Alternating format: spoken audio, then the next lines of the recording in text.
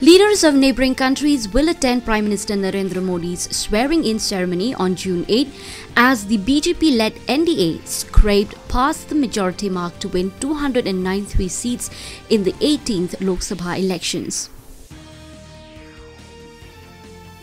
As the National Democratic Alliance gears up to form the government, BJP President JP Nadda is holding a meeting with union ministers and senior party leaders in New Delhi.